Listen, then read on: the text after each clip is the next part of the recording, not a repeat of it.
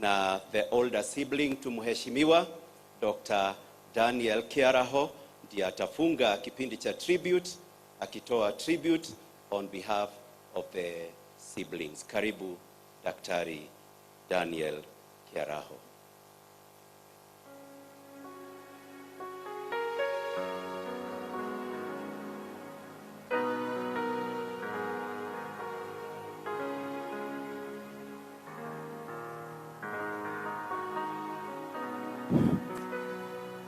Your Excellency, President of this Republic of Kenya, Samaya Ruto, your Deputy, Rigi,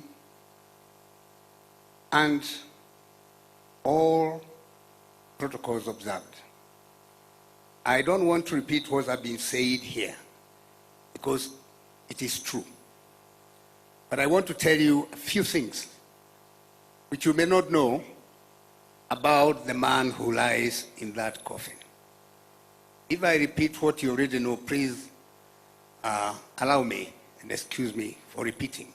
But I can't help it because I'm just talking. David, as we called him, was a very, very strong pillar of our family. Very strong pillar of our family. He was love all over. He was radiating love, particularly love for the family, both immediate and the larger family. Actually, he cared for everyone, young, old, and he was free and available to all. Actually, when our children were younger, and they were cheeky and naughty all over around, they had only one friend. When they ran out of money in town, they knew they could ring Uncle Davy, as they called him. And you send them money, take a taxi and all that, and they'll never tell us. And David will never tell us either. They had a way of communicating that expressed sheer love. David was kindness, an embodiment of kindness. Whenever he came to my place, I watched him. Before he did everything else, particularly when we are having a meal, he'd be watching around the table to see whether there are any toothpicks, if there are children around. His fear was that a child can pick a toothpick and you see, imagine what can happen. Remove those things and get them out of the way. That to me was a window to a very big heart and a very kind heart. And that was David. He cared for people genuinely.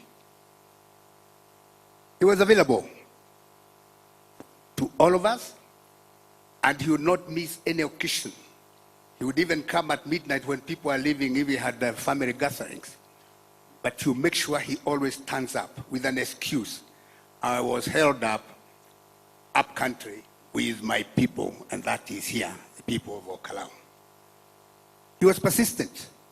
Whenever you discussed with him, you may think he has not taken it, but it's him who will remind you before you remind him of what you talked. And he'll be asking, what happened? How can I help? And in most cases, he always helped and it worked. To us, we have lost a man who was our last resort in most cases, just second to God after, because anytime any of us was in trouble, or you knew, you are sure, if you went to him, most likely he'll come with a solution. And if he couldn't, he would try his best at least. And that gave us a lot of encouragement. That's why I said he was a very strong pillar of our life. Now that our brother has gone, so what do we do? The first thing is to honor him and to pray to God that since he's the one who gave us David, he will replace him with somebody else or something else in our lives. We trust in God and we know he'll do that. When this thing happened, we have received very overwhelming love and support from all of you. And in particular, from His Excellency the President and the Presidency as a whole. They have been with us, and they steadied us, and they made our life more bearable in these difficult times. I cannot forget Parliament, that the guidance of the Speaker, who is seated there. They have been of immense help on our side, and actually helped us, who look like headless chicken, to be able to stand, and that's why we are standing here with courage. I want to thank his countless friends from all over and from all walks of life for the serious and genuine expression of love and sense of loss which they have expressed. It has given us encouragement and actually reminded us that David's life was not in vain. For your support, all of you, and particularly the people of Kiaraho, I want to thank you for having faith and putting the destiny, the political destiny of your political destiny in the hands of a brother, husband, father, and relative. We feel honored. Finally, let's thank the Almighty God for the 63 years that he gave David to us. And we say, he took his own, so who are we to complain? He never consulted, as I said the other day, he never consulted anybody when he gave David to this world, and to our family particularly.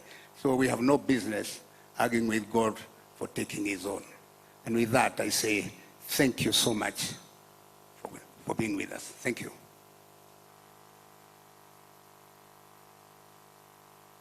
Thank you very much. Bwana bariki familia. Tumefika, Your Excellency, tumefika kipindi cha kutoa sadaka kwa sababu hii ni ibada.